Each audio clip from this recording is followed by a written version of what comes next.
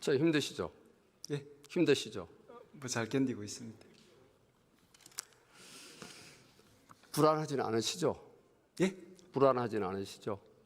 저희 그 공수처 지금 체포영장 집행 업무에 최선을 다하고 있습니다.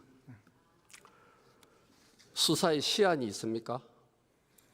저희들은 신속하게 수사하는 것도 저희들의 목표 중에 하나입니다. 앞서 여러 의원님들이 질의한 내용 중에 사실관계가 다른 부분 또 우리 처장님께서 말씀하신 내용 중에 추정하는 그런 내용이 답변하신 게 있었어요. 다시 한번 확인을 하고 넘어가겠습니다. 박주민 의원께서 여당 의원들이 영장 집행에 항의하는 것 자체가 공무집행방해죄에 해당될 수 있다. 단정적으로 말씀하셨어요.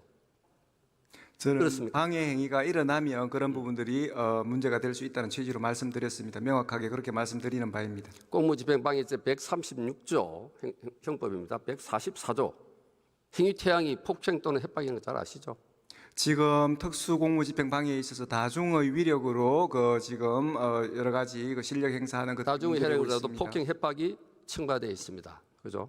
그래서 여당 의원들이 영장 집행에 항의하는 부분과 폭행과 협박 부분은 상관관계가 없을 수가 있고 그 현장 상황을 판단해서 답변을 하셔야 되는데 단정적으로 답변하셨어요. 그래서 이 부분은 좀 신중을 기해달라는 말씀이고, 두 번째, 도주설에 대해서 언론을 보고 확인하셨다. 이렇게 하셨는데 언론과 제 말씀드리고 답변 드릴게요. 그렇게 말씀하시죠, 그죠? 그래서 사실관계 확인 없이 추정해서 미리 답변을 하시는 것은 부적절하다. 왜? 공수처장 지금 수사를 지휘하고 있는 입장이지 않습니까? 그렇죠? 그래서 또 하나 말씀드리겠습니다. 조원희 의원님께서 말씀하시는데 오전에 국가수사본부를 우리가 방문을 했었어요. 그 자리에서 저도 들었습니다. 우리 공수처와 그 시간까지 협의한 적이 없다라고 분명히 말씀하셨는데 우리 처장님은 충분히 논의를 계속하고 있다고 말씀하셔서 이 역시 사실관계가 차이가 있다 하는 부분은 제가 말씀을 드리고 다시 한번 정정을 해 주시기 바랍니다. 하나 더 확인하겠습니다. 대통령 권한대행께서 대통령실 관저 경비를 지시를 했는데 부적절하다라고 언급하셨는데 그렇게 진술한 적이 있습니까? 조원희 의원 말씀하신. 지금 대통령 권한대행께서는 대통령으로서 행정감독권이 있습니다. 대통령은 정부의 수반으로서 법령에 따라 모든 중앙행정기관의 장을 지휘 감독한다고 되어 있습니다. 지금 적법한 체포영장의 집행이 방해받고 있는 희대의 사건이 발생하고 있습니다. 당연히 그 불법한 경호권의 그 집행을 저지해 주셔야 되는 법적 의무가 당연히 있습니다. 그런 부분에 대해서 행정기관들끼리 조화롭게 권한을 행사해야 된다는 말은 대단히 그 대통령의 행정감독권에 맞지 않는 그런 취지라는 취지로 말씀드렸습니다. 대통령께서 말씀하시는 101 경비단, 202 경비단 이 조직은 특수경찰 사무로 조직이 된 직할대입니다. 그래서 서울경찰청 사무분장규칙 33조 101단 임무는 대통령실과 그 인근의 경호 경비를 목적으로 해서 창설된 부대입니다. 또 서울경찰청 사무분장규칙 34조 22 경찰경호대 또 35조 202 경비대 역시 특정지역 경비활동 대통령실 경호를 목적으로 조직된 단체 기동대입니다. 법정용어로. 그렇다면 행정수반으로서 당연히 대통령실 외곽 경비를 철저히 하라고 해야 되는 거 아닌가요? 이게 정당한 영장 집행을 방해하라는 지시는 아닌데 의원님, 제 말씀을 드릴게요. 우리 처장님께서는 확대 해석을 하는 것이 아닌가. 그래서 이 몇 가지 사안에 대해서 왜 제가 다시 재확인하느냐. 우리 공수처장의 위치는 사실관계를 바탕으로 해서 증거를 중심으로 해서 말씀을 하셔야 사회적 파장이 적다는 부분입니다. 맞습니다. 예, 그 부분은 좀 유념을 반드시 해주시리라 믿습니다. 질의하겠습니다. 공수본 설립 법적인 근거가 어떤 게 있었습니까? 공조본에 대해서는 특히 지금 이제 공조본의 그 주요 내용은 지금은 이제 체포영장을 집행하고 있는데 체포영장의 집행은 우리 공수처가 신청했고 또 집행을 주도적으로 하고 있습니다. 다만 저희들이 물리력이 제한되기 때문에 지금은 공수처법 44조에 의하면 그 공무원을 파견받을 수 있습니다. 그런 부분에 대해서 지금 국수본에 인력 파견을 요청하고 있는 그런 상황입니다. 공수처법 17조, 44조에 의해서 사법경찰관을 지금 파견을 받고 있죠. 네. 그 파견받은 경찰관의 법적 지위는 어떤 사안입니까? 파견받은 상황에서는 저희들이 지금과 같은 입장에서 지금 체포영장 업무에 임하고 있습니다. 네. 수사처 수사관과 같은 지위를 부여한다는 말씀이시죠? 저희들은 체포영장 업무에 그 협조를 받기 위해서 그 한도 내에서 파견받았습니다. 공수처법 제 10조에 보면 수사처 수사관은 40명 이내로 제한한다고 되어 있습니다. 그날은 57명을 파견을 받았어요. 체포영장 그렇다면 업무 집행입니다. 네. 이 법에 위반되는 집행 당시의 처사입니다. 저는 그렇게 보지 않습니다. 아니 공수처법 10조에 보면 더 잘 아시잖아요. 수사처 수사관은 10명 이내로 한다. 그런데 경찰관 57명, 또 자체 수사관 몇 명입니까? 자체 수사관 지금 40명에 대해서 그러면 규정되어 있고 그 부분에 관한 내용입니다. 협조받을 수 있는 인원에 제한이 있는 건 아닙니다. 지금 말씀이 왔다 갔다 하잖아요. 그래서 사법 파견받은 사법경찰관의 지위를 묻는 겁니다. 지금 어떤 이 지입니까? 공수처법에 의해서 수사관은 40명 한도 내에서 둔다라는 그런 취지에 불과합니다. 예. 그 답변을 그렇게 하시지 말고요. 파견받은 경찰관의 공수처법상 지위를 묻는 거예요. 사법경찰관의 지위냐 아니면 공수처법 수사처 수사관의 지위와 동등하게 부여되냐. 수사처 우리 공수처의 수사관과는 구별되는 이 지금 체포영장의 그 업무를 돕는 그런 지위에서 활용하고 있습니다. 그러면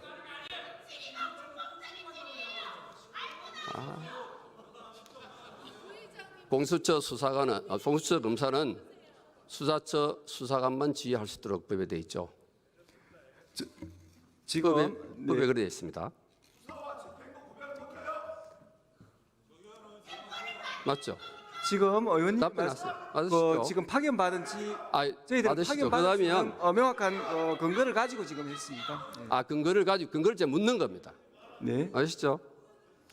일반적으로 체포영장 집행은 형사소송법 197조 1항 사법경찰관의 직무를 수행한다라고 해당하는데 공수처법 21조 수사처 수사관의 직무와 동일합니다. 맞죠?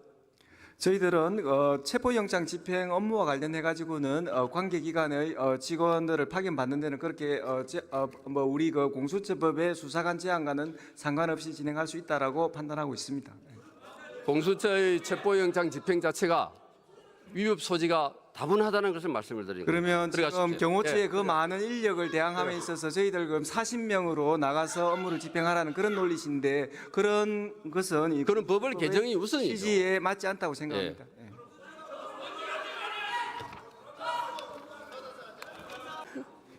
공수처장님 좀 나와 보시죠. 우리 최민희 의원님보다는 많이 알고 있으니까 좀 계시죠. 네.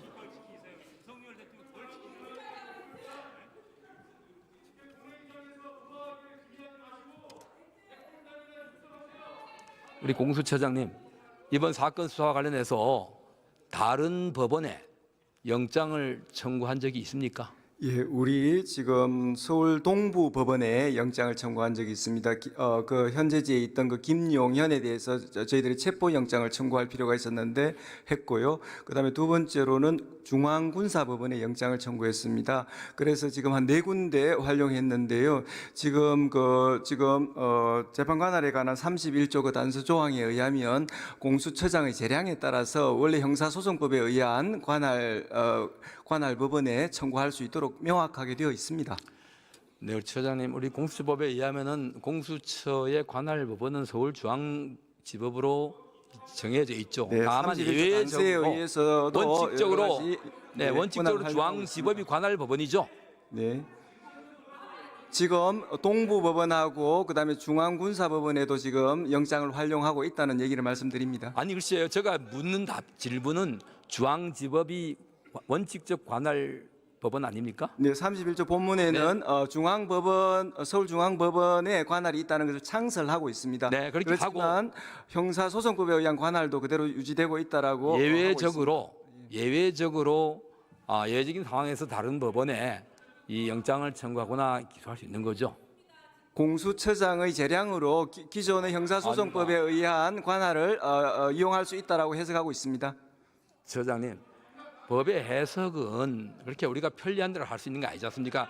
자유재량 행위가 아니라 거기에서 단서 조항은 피의자의 입장이라든가 이런 종합적인 상황을 고려해서 할 수 있는 것이지 공수처가 편리하게 여기저기 마음대로 선택하라고 해놓은 규정은 아니라고 생각을 합니다. 예, 만일에 그 관할에 문제가 있었다면 법원에서 그 적법하게 영장을 발부하지 않았을 것입니다. 그런 부분에 있어서는 전혀 문제가 없다라고 단언해서 말씀드립니다. 네.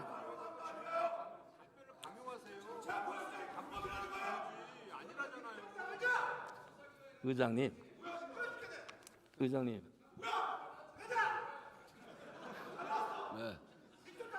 자, 조용히 하세요.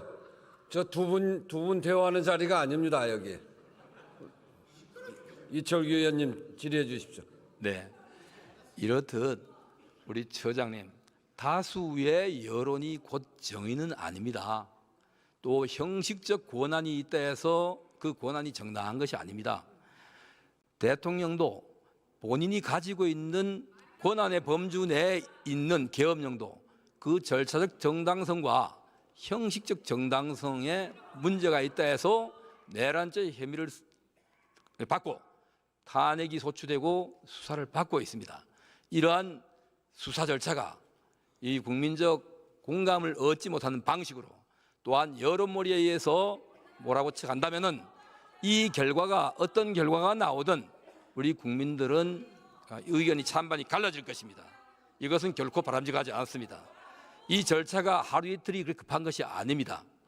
현재 엄연히 대한민국의 대통령의 지위를 가지고 있습니다. 다만 그 직무만 정지되어 있습니다. 헌법재판소가 절차를 진행하고 있다면 이 행위가 대통령의 계엄 선포 행위와 그 후속 행위들이 위헌의 판단이 난다면 거기에 따라서 곧바로 대통령의 직위 상실될 것이고 거기에 이후에 사법 절차를 진행한다 해서 어떤 문제도 생기지 않았습니다. 그럼에도 불구하고 현직 대통령을 막 잡범을 구속하듯이 또한 여론몰이하듯이 해서 이 충돌을 일으켜 가면서 영장을 집행하겠다고 하는 것은 이 국민 모두의 공감을 얻기가 어려울 것이다. 저는 수사와 또한 재판 또 탄핵 절차에 대해서 어떤 이의도 제기하지 않습니다. 다만 이후에 대한민국이 하나 될 수 있도록 신중히 집행해 주시기 바랍니다. 예, 우리 공수처는 적법 절차의 원칙에서 한치의 어긋남 없이 이 사건 수사를 할 것입니다. 예.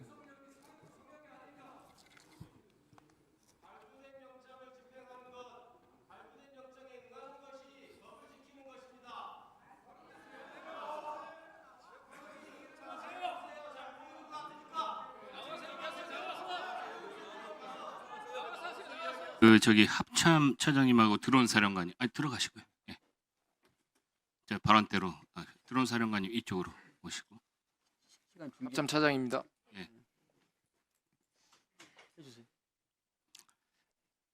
드론 작전 사령관입니다. 네, 여기 지금 국정조사를 하는 데 있어가지고 전혀 사실과 다른 그런 발언에 대해서는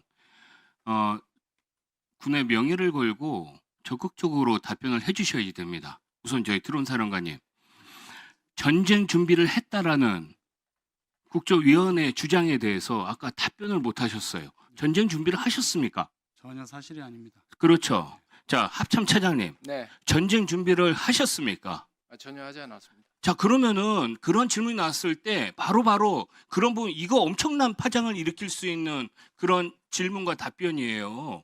근데 전쟁 준비를 했다라고 말씀을 하시는데 답변을 안 하시면 어떡합니까? 아무리 만약에 그렇다 치더라도 위원장님한테 답변할 시간을 달라고 해가지고 우리 군은 전쟁 준비를 한 적이 없다라고 정확하게 말씀을 해주셔야지 되지 않겠습니까?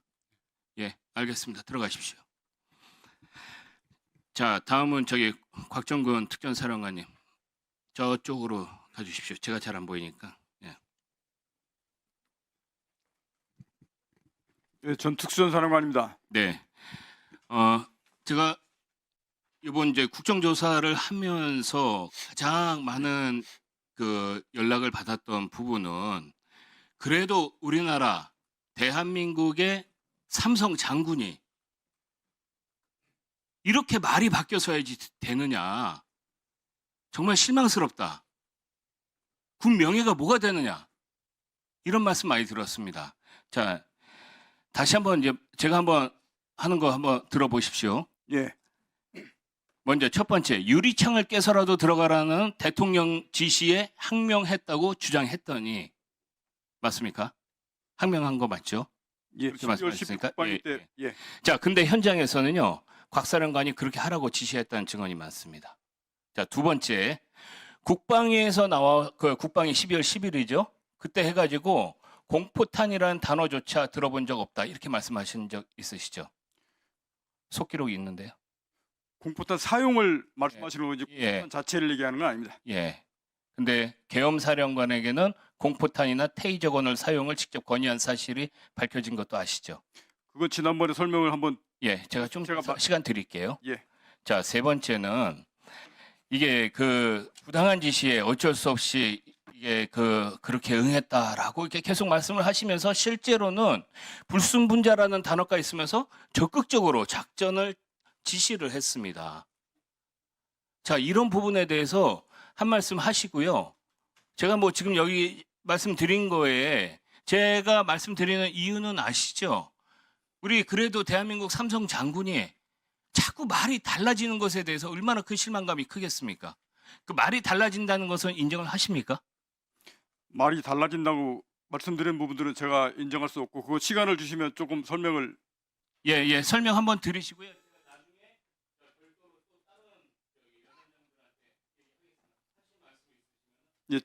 잠깐 위원장이 설명을 좀 네, 드리겠습니다. 하십시오.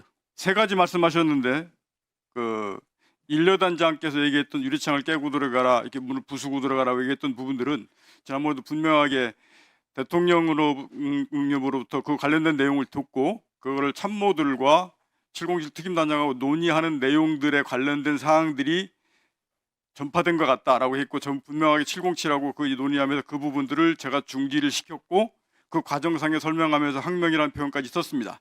다만 그게 이제 일여단장한테 그 내용이 지시가 된 경위의 문제가 지난번에 보안폰 문제를 일여단장 보안폰으로만 지시받았다고 얘기를 했고 제가 그 경위 과정에 전파된 내용은 지금 보안폰과 나중에 작전이 종료된 이후에 일여단장하고 통화할 때 그 대통령 지시사항 전파하는 것이 스피커폰으로 막 제 소리가 들렸다라는 소리를 제가 전화 통화하면서 얘기를 들었습니다. 그래서 이 보안폰과 스피커폰 사이에 이 내용들이 좀 추가 확인이 필요하다라고 그 부분은 제가 우선 말씀을 좀 드리고 싶고 공포탄 문제는 그래서 지금 저는 근데 그게 나중에 저도 몰랐는데 나중에 물어보니까 지금 여기 스피커를 이렇게 온 시켜놨지 않습니까? 제 책상 앞에 마이크가 있었는데 그 마이크가 켜져 있었던 모양입니다. 저 당시까지는 몰랐는데 이렇게 해서 얘기가 된 겁니다. 그 내용이 나중에 보니까 예하 여단에 있는 여단 그 참모들하고 관련된 사항들이 그걸 다 들었다는 겁니다. 그래서 처음에는 제가 당시에는 그걸 몰랐기 때문에 그걸 어떻게 알았지? 그걸 나중에 상황 끝나고 뒤에 마이크가 켜져서 제 목소리가 전파됐다는 것을 나중에 알았습니다. 그래서 그 내용과 보안폰 관련된 부분들을 제가 사실관계 확인 필요하다고 말씀드렸고 공포탄의 문제는 제가 분명하게 707 팀장 현장 저기하면서 사용하지 말라고 지시를 했는데 그것에 대한 무기 사용의 지침을 다시 계엄사에 건의하는 과정상에 분명히 이 사용상의 오해가 있었다고 지난번에도 제가 말씀을 드렸었고 불순분자 관련된 부분들은 제가 정확하게 했는데 선관위 관련된 시설을 확보하라고 하는 임무를 하다는 용어 중에 그 안에 있는 장비나 물자들이 밖으로 피탈돼서 빠져나가거나 이런 부분들을 설명하면서 그게 부연 설명됐던 것으로 제가 기억합니다. 말씀드리는 것은 제가 그거를 자꾸 말을 바꿔서 그렇게 했던 상황은 아닙니다. 이상입니다. 네, 잠깐 서 계십시오. 예, 네, 사령관님, 그 탄약이 불출이라고 하면 탄약고에서 그 1차장님은 12월 3일 날 비상계엄이 있는 날 한 20시경에 전화를 대통령이 전화가 올 테니까 전화 대기하라는 거 누구로부터 받았습니까? 처음에 대통령께서 전화를 하라고 하는 지시를 제 보좌관으로부터 받았습니다. 아, 전화를 대통령한테 하라고? 예, 그런 그럼 지시가 있었다. 아, 대통령께서 전화를 하라고 하신다라는 지시를 전달받았습니다. 그러면은 몇 시쯤 그걸 받았죠? 예, 한 8시 좀 넘어서인데 제가 저녁 8시 22분에 대통령께 전화를 드렸습니다. 아, 먼저 전화를 드렸어요? 예. 8시 그 22분에? 지시를 받고 네. 제가 전화를 먼저 드렸습니다. 그럼 그 대통령이 뭐라고 얘기를 했습니까? 무슨 보고를 했죠? 요지는 한두 시간 후에 중요하게 전달할 사항이 있으니 통신 축선에 대기하라는 지시였습니다. 아, 통신 숙선에 대기해라. 그렇습니다. 내용은 얘기 안 하고요. 예, 그 내용은 아마 그 중요한 얘기가 있는데 한두 시간 이후에 얘기하겠다라는 말씀으로 이해했습니다. 아, 그리고 나서 그러면은 뭘로 유추했습니까? 사실 그때는 특별하게 유추할 수 있는 근거가 없었습니다. 그래서 그 다음에 다시 대통령한테 전화가 온 시간이 언제입니까? 8시 22분에 통화를 한 이후에 대통령께서 대기하라고 한 말씀이셨기 때문에 국정원 청사로 돌아가서 직무실에서 대기하고 있었습니다. 그리고 대기하고 있는 중에 10시 23분에 비상계엄이 일어난 부분을 TV로 보고 그 후에 한 30분 정도가 지난 10시 53분 정도에 대통령께서 전화를 주셨습니다. 그때는 대통령이 1차장한테 전화를 먼저 했다. 그렇습니다. 네. 어떤 내용의 전화를 했습니까? 전화 내용이 뭐였습니까? 첫 번째는 비상계엄을 발표한 사실을 확인했는가 하는 부분이고 두 번째는 아까 윤건영 의원님께서 질문했던 내용과 동일합니다. 중요한 요지는 그 방첩사령부를 적극 지원하라는 부분이 이어지셨습니다. 방첩사를 적극 지원하다. 그리고 또 있었잖아요. 뭐 잘 지원하면은 예산도 주고 수사권도 주겠다. 뭐 이런 얘기. 아니 그런 말씀은 아니셨고요. 네. 풀 텍스트를 직설화법으로 원하신다면 그대로 말씀드리겠습니다. 그럼 방첩사를 지원하라. 예, 전화를 받으니까 네. 비상계엄 발표하는 걸 확인했냐고 물으셨고 네. 그다음에 조금 좀 강한 어투라서 말씀드리기가 좀 어렵습니다만 하여튼 이번에 다 잡아들여서 싹 다 정리해라라고 말씀하셨습니다. 근데 그때 목적어가 없었습니다. 그래서 어느 누구를 그렇게 해야 되는지까지 잘 몰랐고 그렇다고 대통령께 누구를 체포하라는 말씀이십니까? 라고 여쭤보기도 뭐해서 잠깐 기다리고 있는데 대통령께서도 약간 말씀에 퍼지가 있었습니다. 그러더니 지금 주시겠다는 건지 아니면 향후에 주시겠다는 건지 말씀하지 않은 상태에서 국정원의 대공수사권을 줄 테니 이번에는 일단 방첩사를 적극 지원해라. 아마 방첩사에 자금이면 자금, 인원이면 인원 무조건 지원해라고 말씀하셨습니다. 네. 그래서 비상계엄. 제가 네. 예 알겠습니다라고 답변했습니다. 아, 그래요. 그래서 1차장은 방첩사령관한테 전화를 했나요? 그렇습니다. 몇 시에 했죠? 10시 53분에 대통령님 전화가 끝나자마자 대통령께서 지시하신 분이 방첩사를 지원해라라는 부분에 지시였기 때문에 이어서 바로 기억하기로는 11시 6분에 방첩사령관에게 전화했습니다. 방첩사령관한테 전화를 했는데 그때 방첩사령관하고 무슨 통화를 했습니까? 예, 방첩사령관에 11시 6분에 전화했던 것은 처음 전화가 아니고요.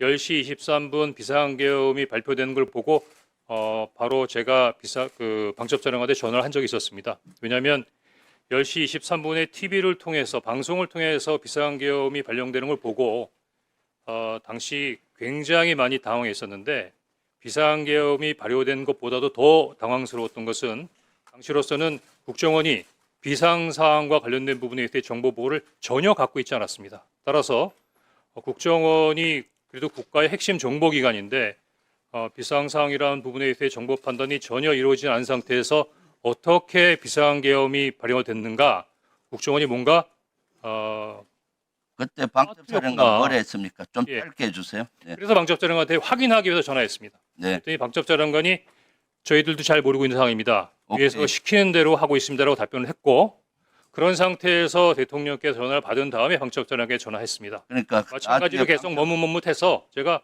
어떻게 된 거야? 라고 얘기했더니 계속 이야기를 안 하길래 부위께서 전화하셨어. 대통령께서 너희들을 도와주래라고 이야기를 했더니 그 이후에 아마 정보위에서 말씀하신 그 관련된 내용들을 저한테 얘기했던 겁니다. 그러니까 여러 명 정치인 체포해라 이재명 포함해서 그렇습니다. 몇 명 정도 체포하라 했죠? 제가 기억하기에는 중간에 뭐 일일이 세지도 않았고 당시 밤중에 전화로 메모지에 막 메모를 하는 상황이었기 때문에 14명 정도로 기억합니다. 네. 그리고 계속 있었는데 택도 안 되는 소리라서 끊었다는 얘기 아니에요? 그냥 끊지는 않았고요.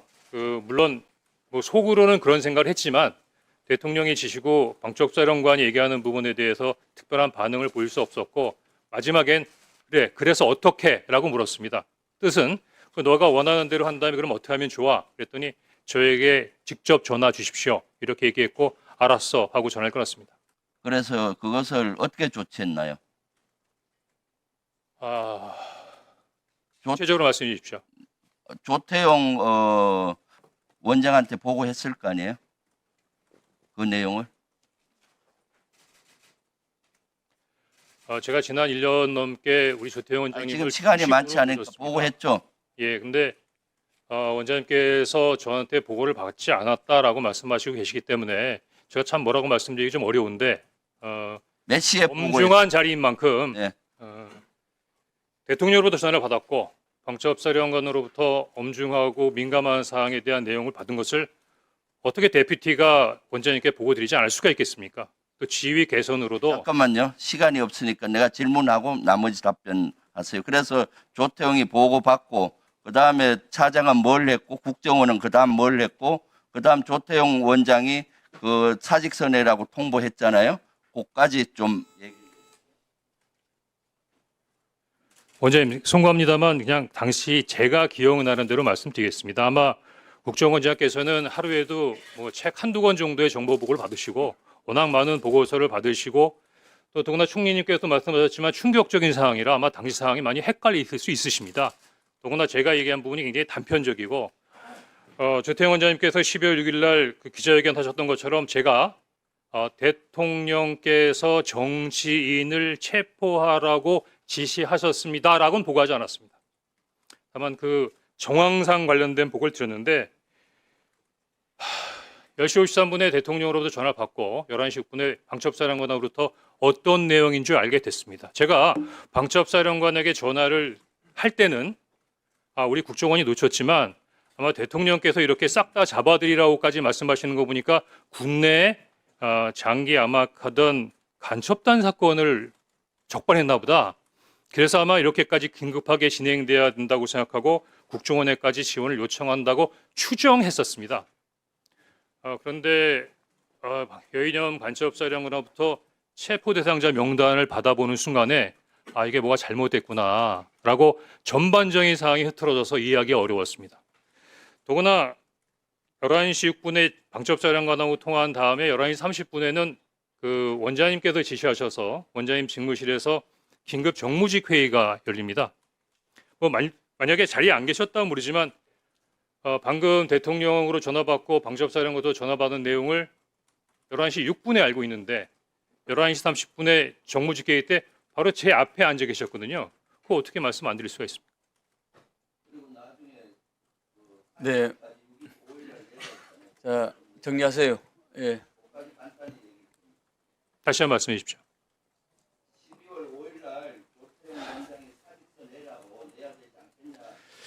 근데 그 부분도 지금 그 국정원장님께서는 그 홍장원 차장이 정치적 중립 위반 의무를 위반했기 때문에 경질했다고 말씀하시는데 알았어요. 12월 5일 날 저한테 말씀하신 내용하고는 전혀 다릅니다. 네, 추가로 하십시오. 네. 네, 추가로 해주십시오. 네. 자, 부승찬 의원님. 네. 네. 제가 이어서 좀 잠깐 계십시오. 홍 차장님. 홍 차장님은 군 출신이지만 국정원에 얼마나 계셨습니까? 92년부터 근무했으니까 약 30년 근무했습니다. 네, 군 출신이지만은 거의 국정원 직원이나 진배 없네요. 그러면 여인영으로부터 국회의원 체포 명단을 받았죠. 네. 목적 없이 받았다 하시죠. 목적 없이 받은 게 아니라 대통령께서 방첩사를 적극 지원하라고 했으니까 무엇을 도와줘야 되는가를 확인하기 위해서 당일 11시 6분에 방첩사령관한테 무엇을 도와주면 되겠느냐를 물어보려고 전화한 것이었습니다. 본위원에게도 그날 11시 20분 어간에 방첩사로부터 체포 명단 리스트를 제가 받았습니다. 네. 제가 이 체포 명단 리스트를 제가 부를 테니까 확인 한번 해보십시오. 네. 우선 체포조, 체포 대상, 우원식, 이재명, 한동훈. 우선 체포 대상, 조국, 정청래, 양정철, 박찬대, 조혜주, 이하경, 양경수, 김호준, 김민웅, 김민석, 김명수. 기억과 일치합니까? 대부분 일치하는데 이경수라고 하셨습니까? 양경수. 아, 양경수 맞습니다. 예. 이 윤석열의 국회의원 체포 지시를 조태용 원장에게 보고하거나 알린 바가 있었다고 하셨죠?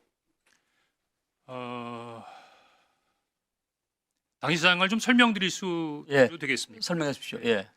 일단 오전에는 원장님께서 홍장원 차장으로부터 보고받은 적이 없다고 말씀하셨는데 오후에는 그래도 대통령으로부터 전화를 받았다든가 방첩사를 지원하다든가 하는 부분에 대해 보고를 받았다고 말씀해 주셔서 제가 조금 마음이 가볍습니다. 다행입니다.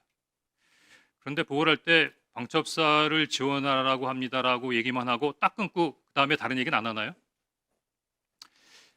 사실대로 말씀드리면 보고를 안 한 것이 아니라 보고를 거부하신 겁니다. 제가 정무주의 때 얘기하지 않은 것은 내용 자체가 너무 민감한 부분이라서 다른 사람들하고 쉽게 공유할 수 있는 사항이 아니라고 생각했습니다. 그래서 일단 정무주회의를 마치고 제 보좌관에게 원장님께 보고 드릴 수 있는 사항인지는 확인해 보라고 했습니다. 그랬더니 오라고 말씀하셨고 제가 서둘러서 원장님실로 보고를 들어가는 것을 비서실 직원들이 다 봤으니까 아마 보고 드렸던 것 자체를 다르게 말씀하실 수는 없을 겁니다. 제가 물려고 들어가니까 원장님께서는 그 정무직 회의를 하셨던 그 소파에 그냥 앉아 계셨고 제가 앉자마자 원장님 제가 대통령님으로부터 전화를 받았습니다.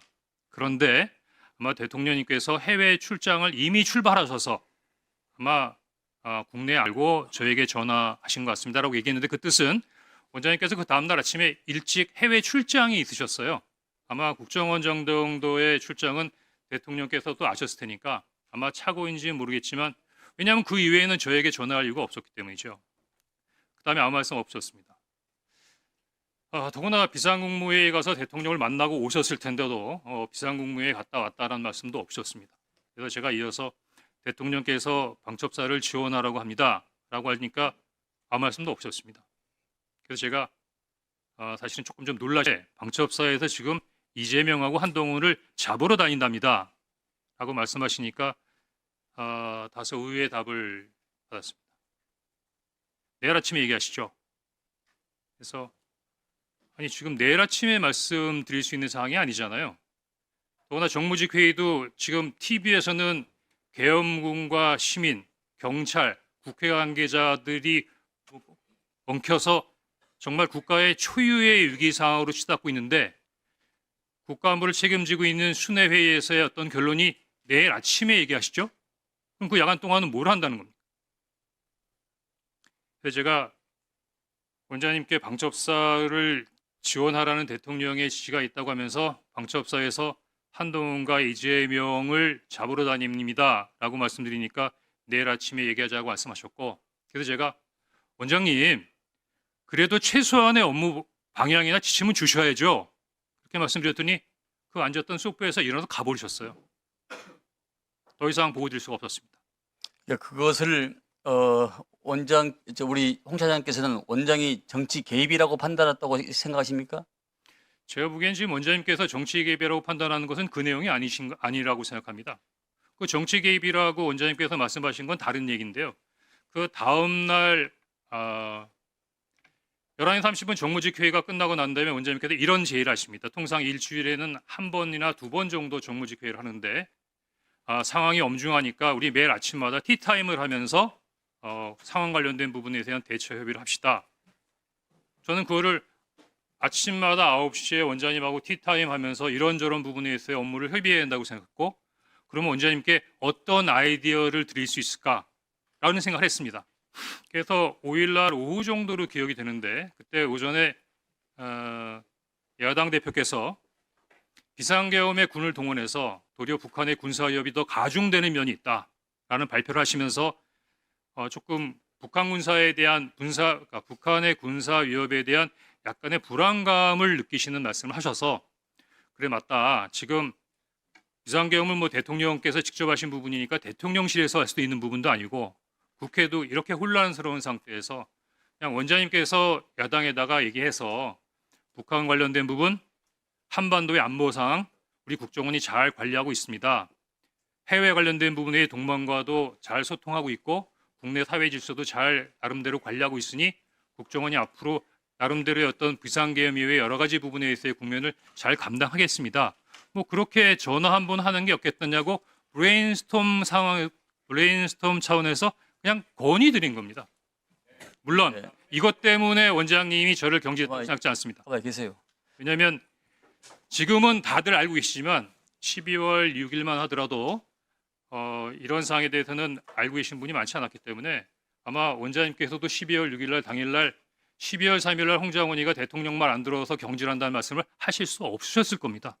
다만 거기에 대한 이유로 그 이야기를 하신 것 같고 다만 제 입장에서는 대단히 억울하고 문제시되는 게 대부분 잘 자세히 보시지 않으면 잘 모르시겠지만 국정원법 11조에 보면 국정원 직원이 정치 중립을 위반하면 7년의 징역에 처할 수 있도록 되어 있습니다.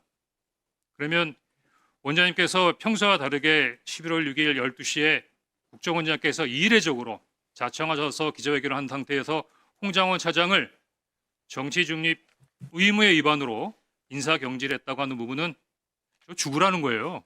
사법적으로 매장하겠다는 겁니다. 근데 그게 말씀으로 끝나지 않았습니다.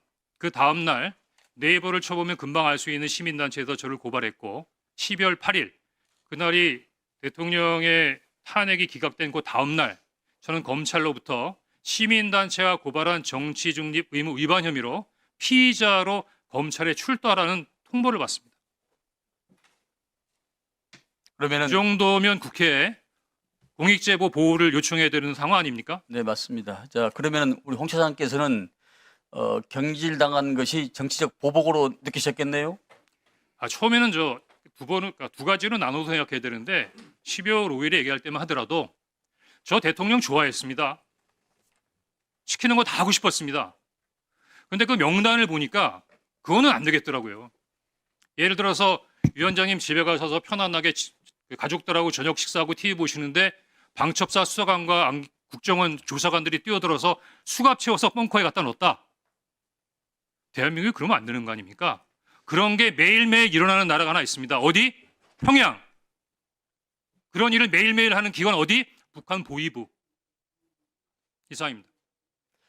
그래, 한 가지만 마지막 질문 드리겠습니다. 그 국정원 쪽에서 한동훈 대표한테 체포와 관련하여 이러한 전화를 한 바가 있습니까?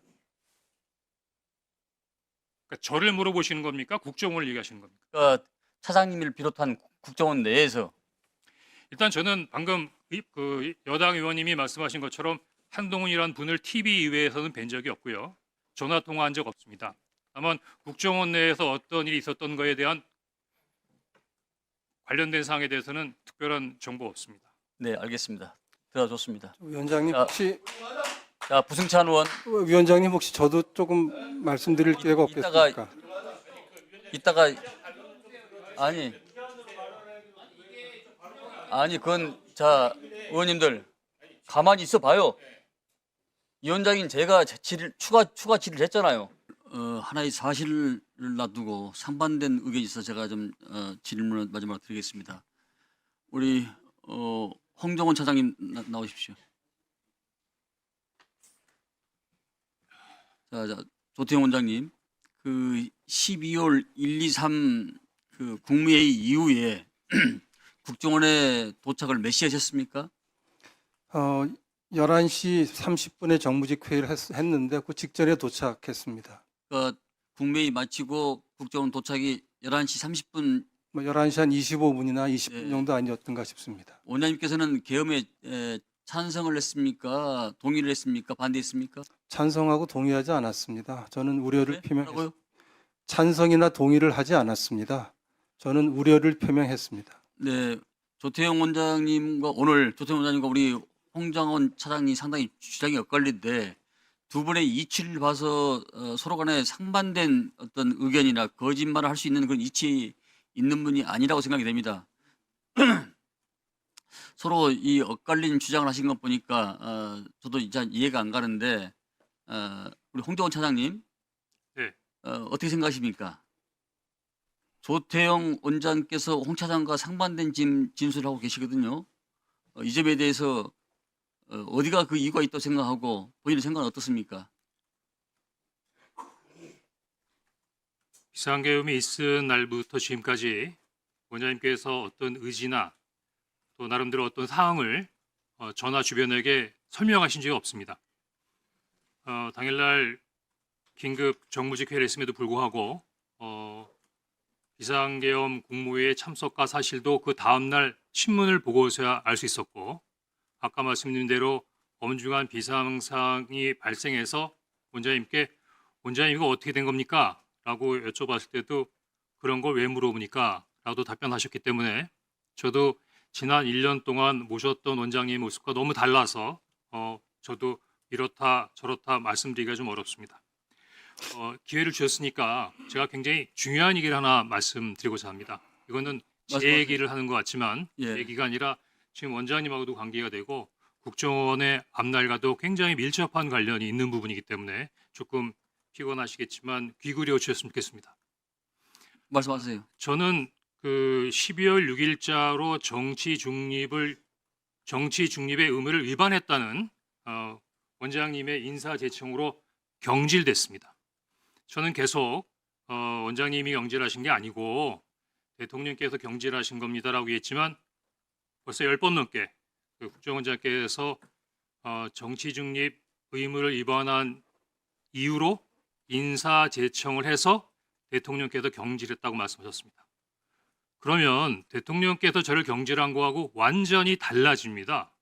뭐가 달라지냐면 제가 오후에도 말씀드렸지 않습니까? 정치 중립 위반이 관련된 부분은 국정원법에 7년의 징역에 처해질 수 있는 중형입니다. 따라서 이러한 부분에 있어 굉장히 중요한 범죄를 남용해서 적용할 수 없기 때문에 정확하게 말씀드리면 국정원법 제11조 정치관여 금지 제2항에 이렇게 명시되어 있습니다. 정치활동 관여 행위는 각 호에 해당되는 행위를 말한다라고 분명히 명시적으로 적시되어 있는 것입니다. 예를 들어서 그냥 정치 위반이다. 그럼 7년형입니다. 이런 부분에 있어서의 남용을 방지하기 위해서 규정과 법에 국정원 직원의 정치 중립 관련된 분의 내용을 각 호에 정확하게 명시해 놨습니다. 따라서 국정원장님께서 야당 대표에게 전화하라고 하는 것을 정치적 중립 위반 의무로 판단했다. 이거는 국정원법에도 없고 국정원 직원법에도 없고 규정에도 없는 겁니다. 임의적으로 자의적으로 판단하신 겁니다. 그러면 어떻게 되냐면요. 인사제청권자인 국정원장께서 국정원 법과 규정에 근거하지 않은 상태에서 자의적으로 판단하고 인사권자인 대통령에게 건의해서 저를 경질한 겁니다. 그럼 제가 보기에는 국정원장님이 저에 대해서 인사권자에게 허위 보고를 한 것이고 무고입니다. 인사제청권의 남용입니다. 따라서 12월 6일 날 있었던 저에 대한 경질은 원천 무효이고 불법입니다. 위원장님, 저도 좀 하지만 말씀할 수 있게 기회를 좀 꼭 하지만 주십시오. 잠깐. 이 부분에 대해서 국정원자를 고발하거나 행정소송을 하거나 하지는 않겠습니다. 다만 원장님, 그래도 국정원의 넘버원, 넘버2가 제가 나름대로 특별한 부분에 있어서의 다른 것도 아니고 원장님이 매일 아침마다 티타임에 의견을 달라고 말씀하셔서 우리 아이디어 차원에서 말씀드린 거 가지고 어느 날 갑자기 그거를 저한테 정치 관여 금지 위반이라고 해서 이렇게 어려운 상황에 멋진다면 저는 괜찮습니다. 이 다음번에 어느 부도장이 국회 뭐뭐뭐 얘기하는데 국회? 너 정치 중립 위반한 거 아니야? 라고 자의적으로 판단하고 근거와 법에 규정하지 않은 상태에서 판단해서 저와 똑같은 사항이 된다고 하면 앞으로 국정원이 창의적이고 자율적인 부분에 있어의 사고와 대화를 나누면서 소통할 수 있는 문화로 발전해 나갈 수 있겠습니까? 저는 원장님께서 아까 조선일보 왜 오보라고 그랬냐? 충분히 설명드릴 수 있습니다.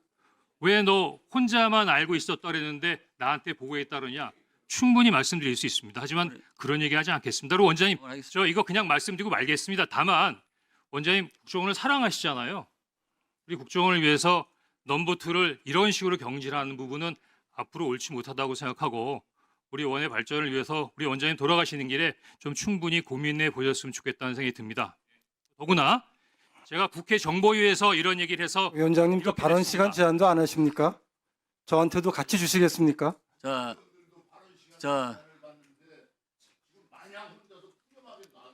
정리하십시오. 네. 아니 지금 위원장으로서 아니 위원장 가만히 계세요. 위원장으로서 두 분이서 상반된 의견이 나오기 때문에 제가 지금 마지막 질의를 좀 드리고 있는 겁니다.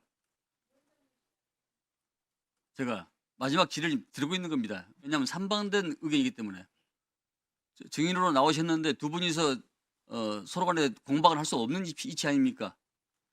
자, 더 이상 신문하실 분이 원장님 좀 말씀 좀 드려도 되겠습니까? 자, 원장님 지금 2차, 3차 청문회가 있으니까 그때 하도록 하십시오. 더 이상 이거 너무나 너무 공평하지 않으십니다. 모두의 제가 먼저 말씀 기회를 드리지 않았습니까?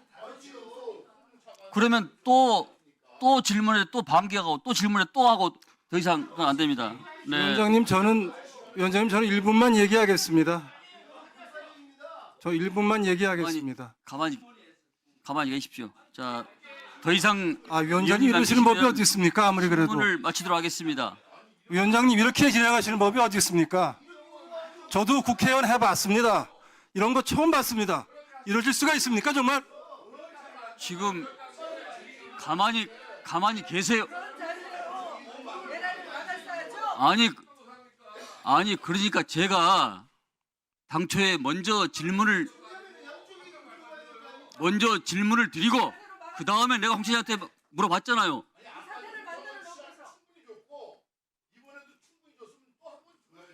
제가 충분히 질문을 드렸는데 말씀을 안 하셨잖아요. 이거 참 위원장님 참 자, 너무하십니다. 자, 정말. 2차에 나오셔서 말씀해 주시기 바랍니다. 자, 1차 청문회를 마치면서 한 말씀 드리겠습니다. 국회에서 증언 감정에 관한 법률에 따라서 진짜 불출석죄는 3년 이하의 징역, 1천만 원 또 3 이상과 3천만 원 이하의 벌금을 처하며 동행명령 거부죄는 5년 이하의 재앙을 처할 수 있습니다.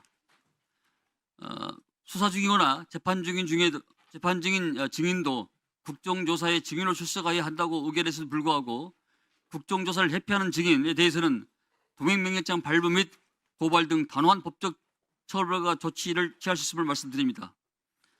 오늘 2차 청문회에서 미흡한 부분은 다시 한번 또 방기에 대한 그런 기회를 주도록 하겠습니다.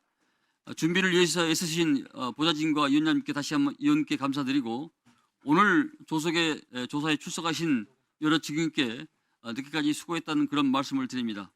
이상으로 제1차 청문회를 모두 마치겠습니다.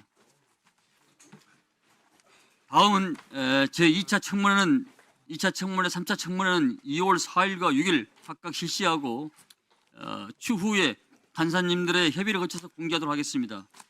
국정조사 종료를 선포합니다.